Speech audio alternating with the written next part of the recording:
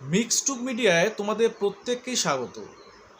তোমাদের nursing entrance আগামী 14 জুলাই।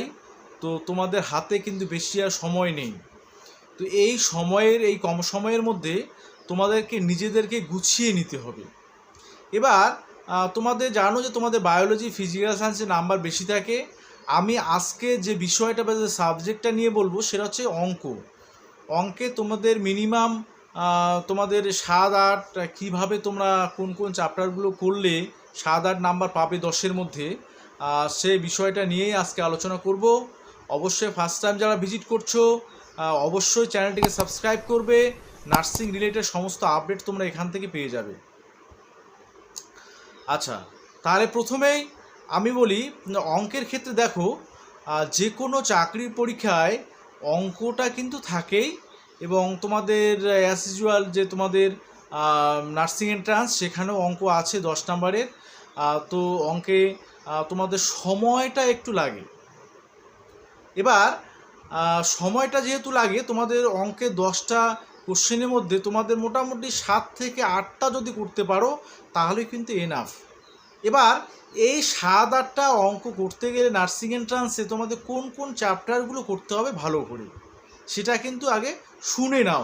তারপরে আমি বলছি যে চ্যাপ্টারগুলো কেমন করে তোমরা রপ্ত করবে। যেমন আমি পাটিগণিতের কথা যদি বলি, তাহলে সরল সুদ আর জটিল সুদ এবং সমহার বৃদ্ধি হ্রাস, এই দুটো চ্যাপ্টার থেকে দুটো অঙ্ক মিনিমাম থাকে।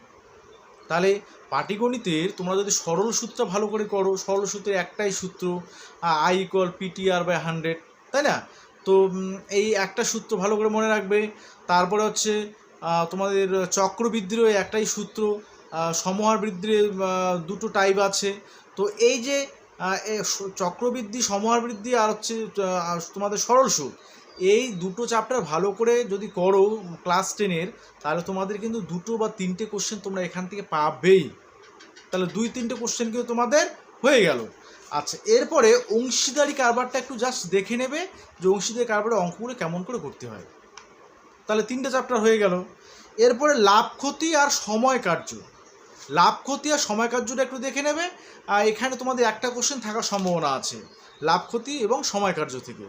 তো সময় কার্য সেখানে নল চৌবাচ্চা যেটা অঙ্কটা চ্যাপ্টারটা আছে, নল চৌবাচ্চা সেটাও অ্যাড করে নেবে, ঠিক আছে। আচ্ছা, তাহলে সময় কার্য, লাভ ক্ষতি এটা গেল। তাহলে পাটিগণিতের এই 5টা চ্যাপ্টার তোমাদের কিন্তু জানতে হবে ভালো করে। আচ্ছা, এটা গেল। এবার হচ্ছে বীজগণিতের ক্ষেত্রে আসি। বীজগণিতের ক্ষেত্রে একচল বিশিষ্ট দ্বিঘাত সমীকরণ ক্লাস 10-এর, এটা ভালো করে করবে। এখান থেকে প্রত্যেক বছর 2টো করে কোশ্চেন আসে। তাহলে এই চ্যাপ্টারটা খুবই কিন্তু ইম্পর্টেন্ট, ঠিক আছে। তারপরে অনুপাত সমানুপাত আর হচ্ছে লগারিদম 9-এর, অনুপাত সমানুপাত ক্লাস 10-এর, আর 9 হচ্ছে লগারিদমটা একটু দেখে নেবে। তাহলে তোমরা কিন্তু এখান থেকে 3টে কোশ্চেন পেয়ে যাবে। তাহলে তোমাদের পাটিগণিতে 5টা করে যদি ওখানে 3টা পাও, এখানে 3টা করে যদি 3টা পাও, তাহলে তোমাদের কিন্তু 6টা প্রায় হয়েই গেল। আর বাকি পরিমিতি থেকে 3টে কোশ্চেন বা 4টা কোশ্চেন আসে। পরিমিতি ক্লাস 10-এর যে পরিমিতি চ্যাপ্টারগুলো রয়েছে সেগুলো করলেই হবে। আয়তঘন, চোঙ, শঙ্কু, গোলক এবং শঙ্কু, গোলক, আয়তঘন, এগুলো যে মিক্সড যে চ্যাপ্টারটা রয়েছে সেটাও একটু দেখে নেবে।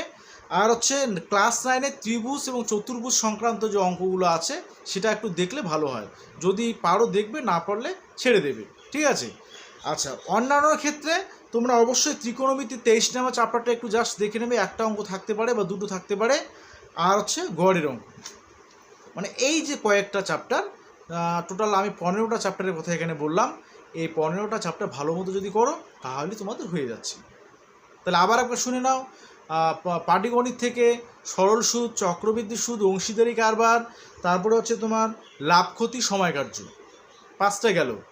আর হচ্ছে ত্রিকোণমিতির হচ্ছে একচল বিশিষ্ট দ্বিঘাত সমীকরণ, অনুপাত সমানুপাত, লগারিদম।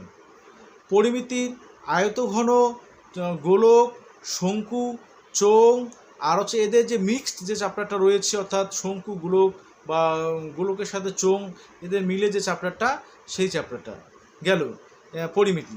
আচ্ছা, এরপরে এক্সট্রা ত্রিকোণমিতির ক্ষেত্রে তোমাদের 23 নাম্বার চ্যাপ্টারটা ক্লাস 10-এর, আর হচ্ছে গড়ের অঙ্কটা একটু দেখে নেবে। তাহলে তোমাদের এই 15টা চ্যাপ্টার যদি তোমরা মোটামুটি, অনেকেরই কিন্তু দেখা গেলো 10-12টা বা 9-10টা চ্যাপ্টার কিন্তু হয়ে গেছে, বাকি চ্যাপ্টারগুলো একটু জাস্ট দেখে নেবে এই কয়েকদিনের মধ্যে, তাহলে তোমাদের হয়ে যাবে। তাহলে তোমাদের মিনিমাম 7টা থেকে 8টা অঙ্ক তোমরা পারবেই। তাহলে এই যে আর একটা জিনিস তোমাদের অঙ্কের ক্ষেত্রে বলি, যে অঙ্ক যেহেতু সময়টা লাগে, তোমরা কিন্তু 7টা-8টা অঙ্ক যদি এখানে করতে পারো তাহলে তোমরা ছেড়ে দেবে অঙ্কটা। অন্য অন্য যে বায়োলজি, সেখান থেকে দেখা গেল বায়োলজি, ফিজিক্যাল সায়েন্স বা ইংরেজি, অন্যান্য যে সাবজেক্টগুলো রয়েছে সেখান থেকে এমসিকিউগুলো দেওয়ার চেষ্টা করবি। কারণ অঙ্কে তোমাদের 7টা থেকে 8টা করলেই এনাফ, একদম 10টায় করতে যেও না, তা না হলে কিন্তু তোমাদের সময়টা বেশি চলে যাবে, এবং সময়ের অভাবে দেখা গেলো তোমার বায়োলজির কিছু জানা কোশ্চেন তোমাদের দেওয়া হলো না, তো সেক্ষেত্রে সমস্যা দেখা দিতে পারে, তোমাদের নাম্বার স্কোরটা কম হতে পারে। তো অঙ্কে 7টা থেকে 8টা তোমরা যদি করতে পারো তাহলে এনাফ, এই চ্যাপ্টারগুলো করলেই তোমাদের আর কোনো চ্যাপ্টার করতে হবে না।